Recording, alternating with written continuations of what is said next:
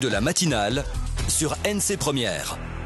Gilbert Huyennon, le maire de Canala, est avec nous ce matin. Quel est le diagnostic et quelles sont les actions qui vont accompagner la récente installation du contrat local de sécurité et de prévention de la délinquance? On en parle avec les questions de Thierry Belmont. Bonjour Gilbert Huyennon. Bonjour. Pourquoi il a fallu attendre aussi longtemps pour mettre en place ce dispositif? D'abord parce que sur le plan juridique, la commune de Canala n'était pas éligible à un CLSPD. Et surtout parce qu'il nous a fallu travailler.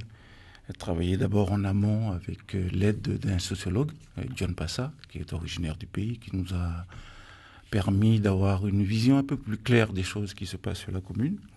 À la suite de ce diagnostic sociologique, nous avons lancé un diagnostic beaucoup plus de terrain, en compagnie d'un bureau d'études qui a rencontré les personnes sur place, et notamment beaucoup de jeunes sur la commune, pour pouvoir mieux cibler les actions qui devait intégrer ce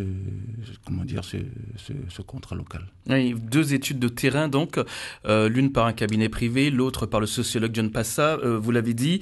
Une étude qui a mené sur les attentes des 5-18 ans, je ne me trompe pas, Gilbert Huyennon. Pourquoi mener une étude sur les enfants des 5 ans? Non, parce que on fait toujours le constat d'un certain nombre de comportements de nos jeunes.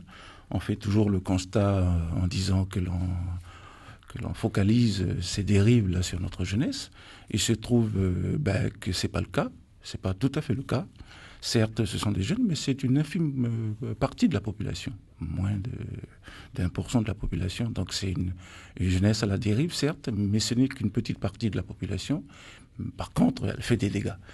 Et partant de là, on s'est aussi posé la question sur les opérations qui étaient déjà en œuvre sur la commune depuis plusieurs années aujourd'hui.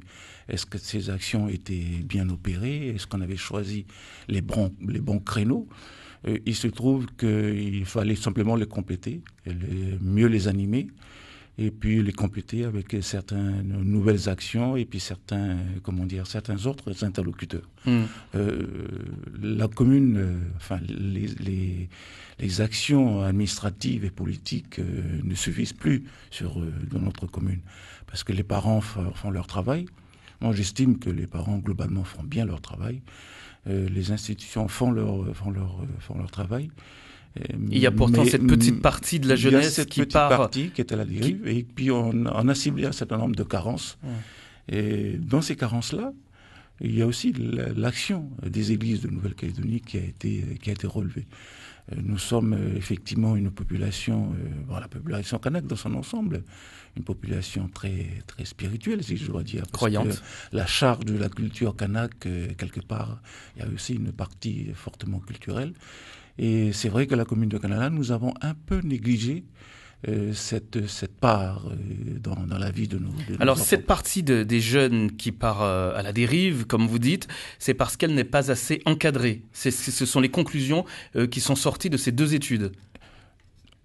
Simplement parce qu'une fois qu'on a connu l'échec, que ce soit l'échec de l'éducation parentale, l'échec de l'éducation scolaire, l'échec des apports des collectivités, la dérive s'accélère et on n'a rien pour les rattraper. Donc c'est simplement ce constat-là pour dire que les actions que nous menons ensemble avec les autorités coutumières, les actions de la province et tout ça, il fallait mieux les réorienter et surtout être beaucoup plus, beaucoup plus réactif sur le terrain. Quand une action de proximité ne fonctionne pas, il faut être en capacité de vite faire les choses. Et pour le faire, on a besoin d'être ensemble. Or, on sait que des fois, la province travaille de son côté, les autorités coutumières du leur, la commune de son côté. On avait besoin de cette cohésion d'ensemble, des acteurs qui s'occupent à la fois de la jeunesse, mais surtout de toutes les actions, qu'elles soient culturelles, qu'elles soient éducatives, qu'elles soient... Et voilà. C'est ce que va apporter ce CLSPD, c'est-à-dire qu'il y aura... tous les moyens seront réunis au sein de ce dispositif. Et surtout, on se verra régulièrement tout au long de l'année pour pouvoir faire le point des actions qui ont été menées. Est-ce qu'il faut les modifier? Comment les animer? Se donner de la méthodologie quelque part, une fois.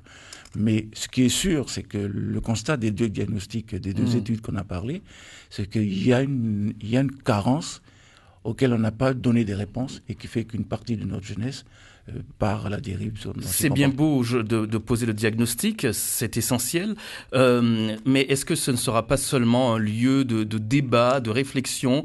Est-ce qu'il y aura de vraies décisions, de vraies conclusions qui vont sortir de ce CLSPD? Est-ce que ce n'est pas une coquille vide? Non, l'avantage de notre CLPD, c'est que c'est un CLSPD partagé avec la population, et notamment avec la jeunesse, avec les coutumiers, et surtout, elle porte concrètement sur des actions de terrain. Un exemple très clair au niveau de la citoyenneté, il s'agira pour nous de regarder comment discuter, comment mettre en place des ateliers sur la parentalité, par exemple. Ce sera l'accueil des tigistes en tribu. Ce sera la mise en place d'un certain nombre d'actions au profit de nos enfants entre 10 et 15 ans, par exemple. Une école de foot, un conseil municipal des enfants. Voilà. Ce sont des actions vraiment concrètes qu'on va être amené à porter dans les 9 mois qui nous arrivent là, et puis faire de manière très régulière des mises au point. Finalement, on se rend compte de quoi? Que les jeunes ont été un petit peu délaissés, ont été oisifs, et il faut les occuper, c'est ça? On se rend compte d'une chose. Une première chose, c'est que avec le temps d'aujourd'hui, en fait, beaucoup d'entre nous, adultes, nous sommes largués. Tout simplement. Nous sommes largués parce qu'on croit que nos enfants ne sont pas au courant que nos jeunes ne sont pas au courant de ce qui se passe. Or, l'outil Internet fait que, voilà, tous les jours, les jeunes sont branchés, qu'ils soient formés, qu'ils soient qualifiés ou pas. L'accès à Internet, elle est générale. Donc, c'est un constat qu'on a fait, et puis ils sont finalement informés de tout. Et c'est ça, peut-être le manque. Et puis, il faut se mettre à la hauteur de cette réalité de notre jour. Là, Gilbert Thuénan, vous avez employé un mot important. Vous êtes largué. Le maire a été largué. Je parlais globalement. Vous êtes inclus dedans. Oui, je me suis inclus dedans parce que quand on voit un enfant de 6 ans tripoter Internet, quand on voit un jeune de 12 ans faire des recherches sur Internet parce qu'il est collégien, voilà. L'étude de John Passa souligne la place que doivent prendre les coutumiers. Ça veut dire quoi? Qu'ils sont dépassés, qu'ils ont été dépassés à un certain moment, Gilbert Thuénan? Non, c'est-à-dire qu'il était important de resituer le rôle des coutumiers dans un premier temps, et que finalement se redire que c'est une autorité, et que les coutumiers, il faut qu'ils appréhendent bien leur rôle. Et la population, elle doit le faire aussi. Un rôle qu'ils avaient oublié. Un rôle qu'ils n'avaient pas oublié, mais que peut-être mis de côté, qu'on avait mis de côté, nous ensemble, encore une fois de plus. Et quand un coutumier parle, il faut entendre ce qui se dit. Il faut prendre l'habitude de ce respect d'entendre vis-à-vis de nos coutumiers. Mais ça suppose que c'est un travail, réciproque entre les coutumiers et la population. Un rôle qui doit être sauvegardé, un rôle qui doit être redynamisé. Et de la part de la population de Canala, c'est remettre les coutumiers au centre quelque part du dispositif, tout en y mettant un certain nombre de garanties, de contrôle, parce qu'on peut pas, décemment penser que la société kanak peut évoluer en mettant de côté les autorités coutumières. Ça, c'est pas possible, ça.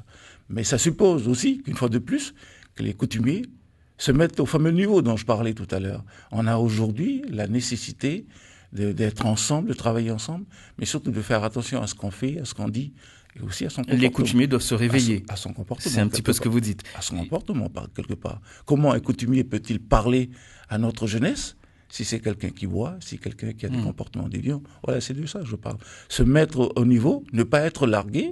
C'est parce qu'avec Internet, aujourd'hui, vous faites une bêtise, les enfants, ils vont prendre une photo, puis c'est sur Internet, quoi. On l'a vu récemment. Donc c'est ça, je dis, nous, quand on parle de tout ça, il faut essayer de se mettre à niveau de ce qui se passe aujourd'hui, quoi. Voilà. Oui, les coutumiers doivent montrer l'exemple. Gilbert Thuénan, maire de Canala, vous restez avec nous, on continue à en parler.